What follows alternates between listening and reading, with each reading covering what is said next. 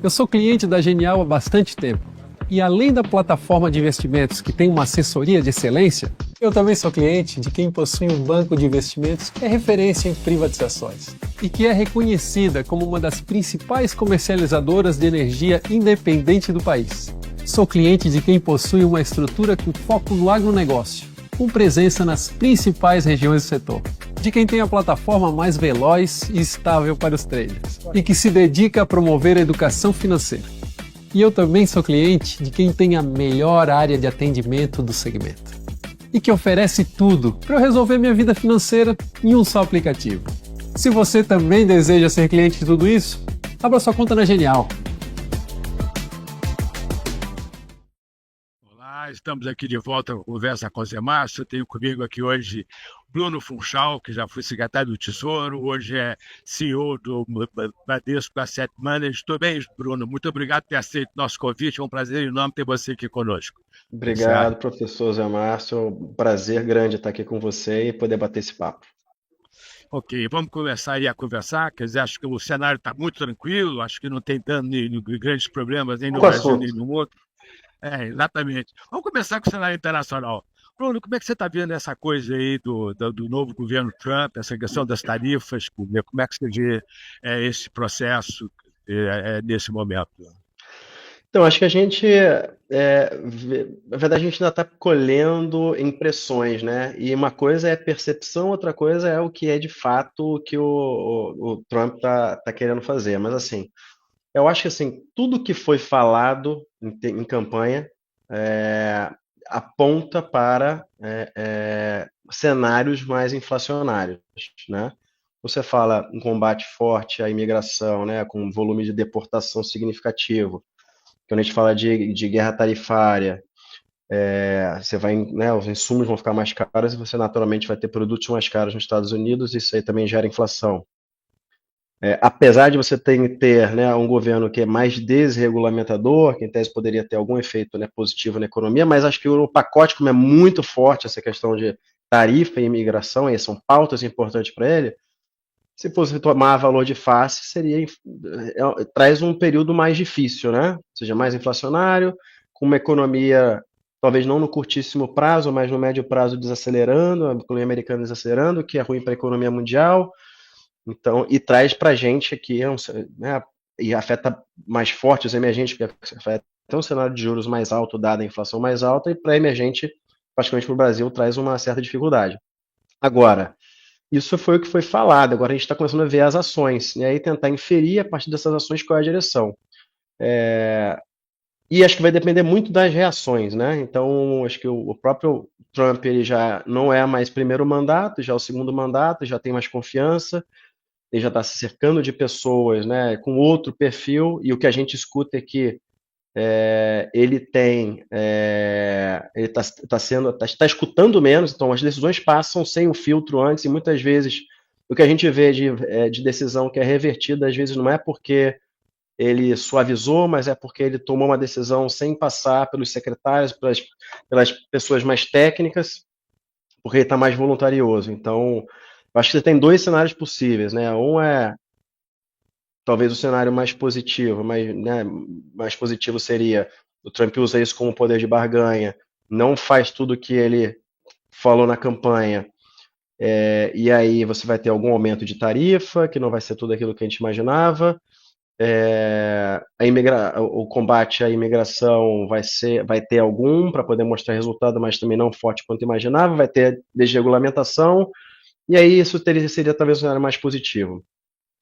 Quando a gente conversa com os cientistas políticos, eu não vejo esse como sendo o cenário base, tá? O cenário base é o Trump mais voluntarioso e de fato sendo de fato mais incisivo, e se tiver reações, isso pode escalar. E essa escalada pode trazer um cenário bastante complexo para a economia mundial. Então acho que a gente ainda está tateando, e cada notícia, né, cada ação que é feita e cada reação que a gente observa traz para a gente mais informação. Então hoje ainda está um pouco, não está claro, né? Mas acho que a probabilidade desse cenário mais complexo está aumentando, né? Porque a gente já vê reações mais contundentes, e o Trump reagindo e reagindo de forma mais contundente. Acho que o caso do Canadá foi talvez o caso mais emblemático. E uma coisa que eu escutei, acho que é importante, é se começarem a colocar discussões de tarifas, não só de comércio, mas sobre serviço na mesa, e principalmente a Europa,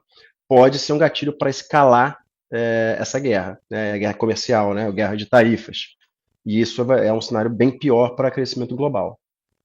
Na verdade, quer dizer, a Europa também está reagindo bastante forte, né? Quer dizer, a questão do imposto sobre o uísque, né? Quer dizer, agora a retaliação do Trump, que vai colocar um imposto, uma tarifa de 200% sobre os vinhos europeus, tá certo? Realmente, isso acho que é um ponto super importante. Agora, o Bruno, quer dizer, na sua avaliação, até que ponto toda essa questão tarifária, quer dizer, do Trump, é muito mais uma questão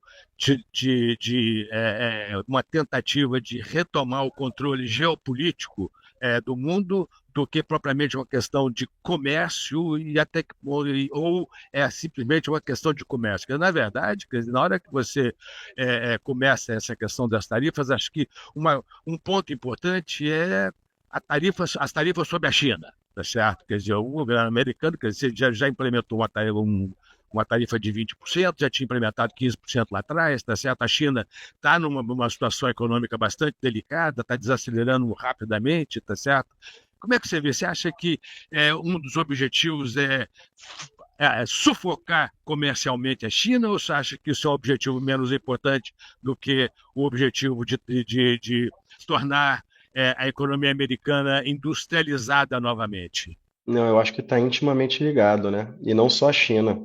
Eu acho que ele está tentando refazer todo está tentando recuperar talvez um protagonismo que ele acredita que talvez os Estados Unidos tenha perdido nos últimos anos frente à China, né? E de fato, os Estados Unidos têm muito poder de barganha. Ele está tentando usar todo esse poder de barganha que ele tem, os gaps, por exemplo, de tarifa que os Estados Unidos têm vis-à-vis os demais países, com uma moeda, que ele fala muito isso, né, de jogar, que ele tem as cartas, né, com uma moeda de troca, mas com certeza as coisas vão estão intimamente relacionadas, a parte comercial e essa dinâmica geopolítica.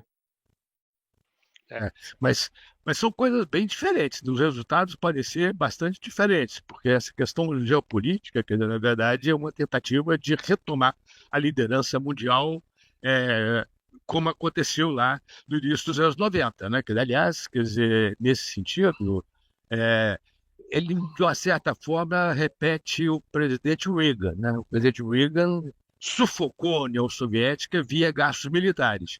A impressão é que o presidente Trump gostaria de sufocar a China via tarifas, via comércio, tá certo? O que pode gerar uma recessão muito Brutal. importante. É. Exatamente.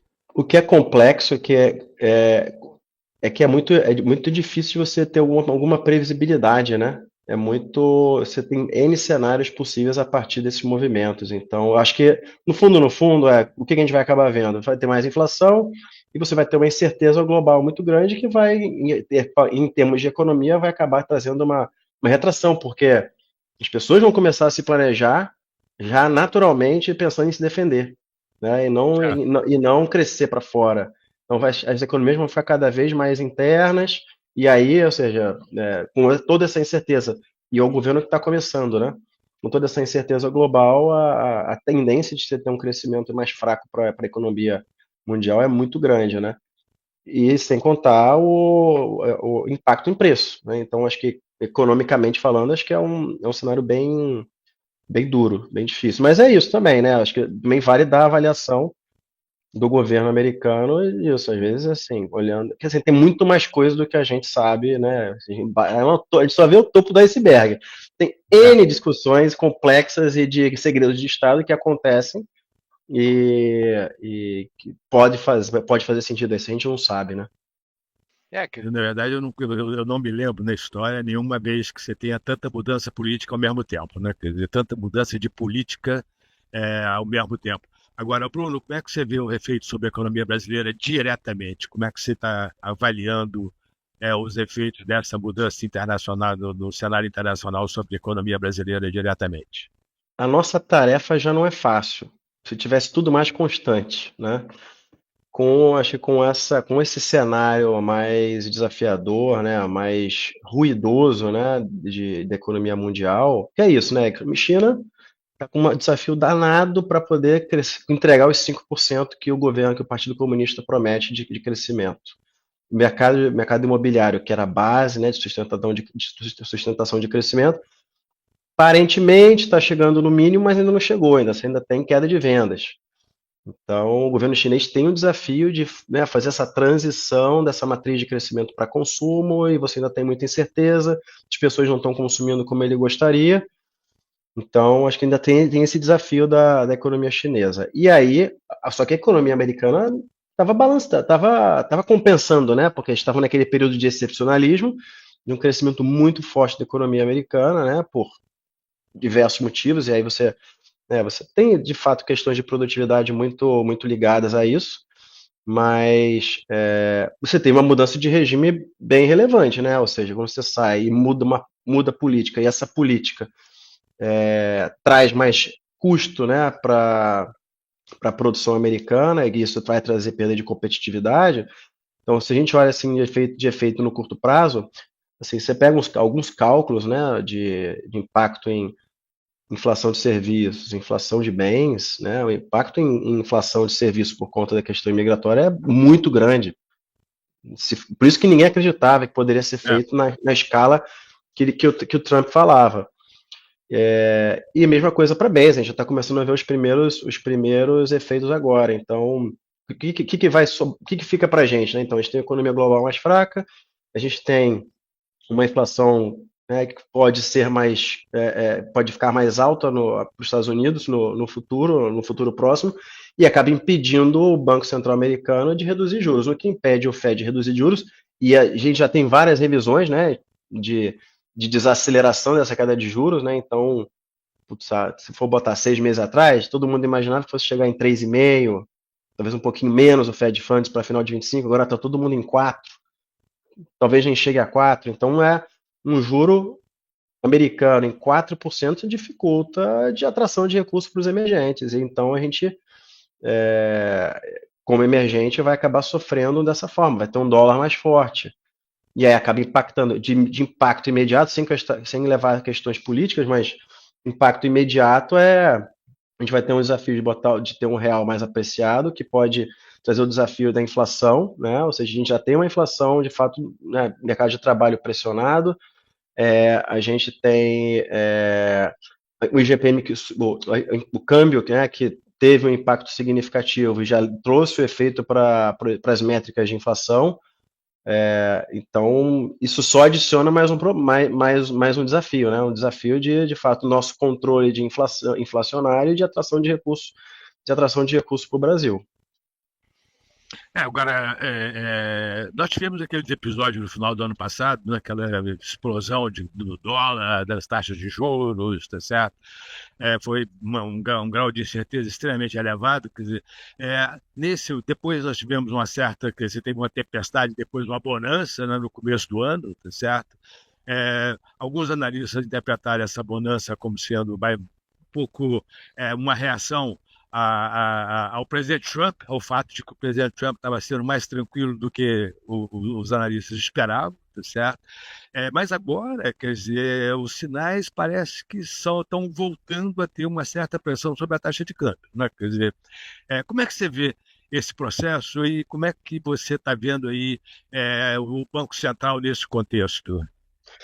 Vou falar um pouco da bonança, né? Acho que a bonança teve um pouco de efeito, talvez, de um otimismo, né? Dadas as primeiras ações do Trump, que talvez não fosse na escala que se imaginava, mas eu acho que isso, olhando para o Brasil, é menos. Eu acho que o Brasil foi beneficiado esse ano pelo ajuste brutal nos juros e no câmbio brasileiro. Se você fala com portfólio managers de mercados emergentes, a maior parte deles falam: o Brasil é um trade tático. Tinha muita gente comprando juro nominal no Brasil. Então entrou muito gringo operando o Brasil taticamente, olhando para um trimestre. Então entrou muito dólar. O diferencial de juros ficou muito alto, né? ficou muito barato, o Brasil pagando muito juro. Basicamente é isso que os traders, que os portfólio managers estão falando, gestores globais de mercados emergentes estão falando. Então aproveitou dessa situação tática, e isso é importante destacar. Todos eles falaram que era muito olhando taticamente, questão de trimestre. Então foi beneficiado. Porque em termos de notícia, talvez a melhor notícia é que não tinha tanta notícia, né? Então ficou tudo meio parado, então não tem muito ruído. Mas não tinha nada de fundamento que justificasse, né? Acho que é mais isso. Foi demais e teve uma correção para poder capturar a oportunidade de curto prazo. E agora, quer dizer, está voltando, aparentemente. Como é que você vê, como é que você acha que o Banco Central, quer dizer, como é que é a sua expectativa em relação ao comportamento do Banco Central e do executivo, na verdade? Quer dizer, você tem aí um trade-off complicado, né? Quer dizer, como é que você está vendo esse processo aí a partir de agora? Isso acaba sendo muito relacionado, né? Mas assim, poxa, a gente tem que discutir orçamento ainda. O orçamento não foi, o orçamento de 25 não foi aprovado, né? Então, qual que é o grande ponto, né, do desafio? É a tal harmonização de política monetária e política fiscal, né? A política fiscal está acelerando, a política monetária está freando. E está tentando fazer o trabalho, né? O juro em 14, 25% já, né, previsto, né, pelo guidance do Banco Central, é muito juro, né? Para uma inflação de 5%, uma inflação, tá olhando para frente aí nossa previsão para 25 é em torno de 5,9%, 6%, ainda assim é um juro real bem elevado. Mas qual é o ponto, né? O Banco Central faz isso para desacelerar a economia e a política fiscal, o governo faz políticas para poder acelerar a economia. Enquanto a gente tiver isso, vai acabar, o resultado vai ser mais inflação, né? Vai ter essa febre da economia mostrando que tem alguma doença a ser tratada. Eu acho que muito disso a gente já vê sinais no orçamento, né? Então você vê a tentativa de colocar ainda não ter o acordo, né? De fato colocar tudo no orçamento. Então, pé de meia, que ainda não tem espaço no orçamento, é mais gasto. Você tem o Vale Gás, que aparentemente conseguiu entrar no orçamento. Você tem agora políticas, né, que buscam acelerar a economia, como o saque do FGTS, nova política de crédito, do crédito consignado.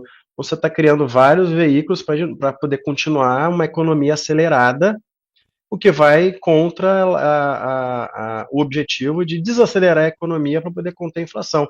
Então, o que vai acontecer no Banco Central? Depende do que o governo vai fazer. Se o governo continuar acelerando a economia, se não acelerar a economia, eu acho que o juro que está aí seria mais que suficiente para poder botar a inflação na meta no prazo, no horizonte relevante que o Banco Central tem. Talvez chegando em 15%. Agora, se o governo continuar acelerando, aí você vai ter que ter mais juros, vai ficar com a briga. É a briga de um acelerando, o outro freando, né? É verdade, quer dizer, o problema é que a pergunta que vem à cabeça é o seguinte: quem vai ceder? Né? Quer dizer, você tem uma disputa por liderança na condução da política econômica do país. Por um lado, você tem o Banco Central tentando atingir, quer dizer, conseguir cumprir o seu mandato, atingir a meta de 3%, na melhor das hipóteses, tá certo? E, por outro lado, você tem o Executivo tentando evitar uma desaceleração da economia. Então, quer dizer, acho que sem desaceleração não tem desaceleração da inflação. Sem desaceleração da economia não tem desaceleração da inflação. Quer dizer, na verdade, você tem um conflito aí das políticas, quer dizer, entre os dois agentes. Né? Quem é que vai liderar esse processo? Acho que essa que é a grande questão. Tá certo?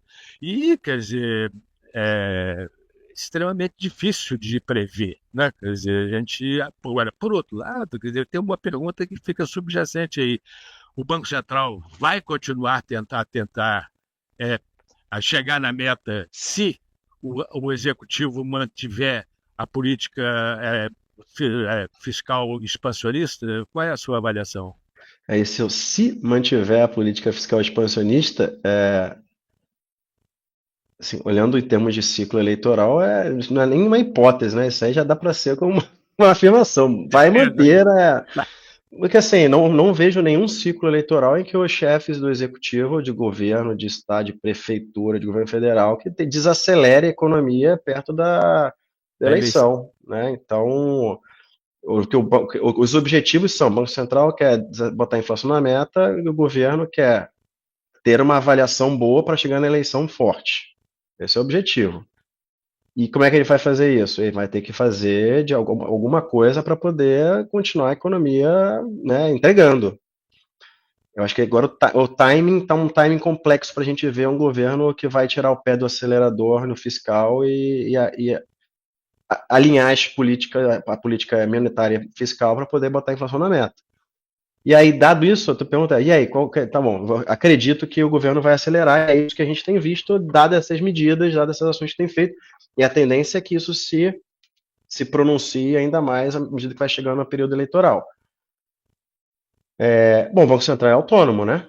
Então, acho que a autonomia do Banco Central, o mandato que foi dado, é uma baita ajuda para poder cumprir o que tem que ser feito. Então, acredito nas pessoas que estão lá e que eles vão fazer o que tem que ser feito. Se tiver que subir mais juros, que suba. Agora, aí eu acho que tem um ponto muito positivo do Galípolo, que é a interlocução. Eu acho que é muito importante uma boa interlocução, né, do Banco Central com o governo, porque as coisas precisam estar harmônicas.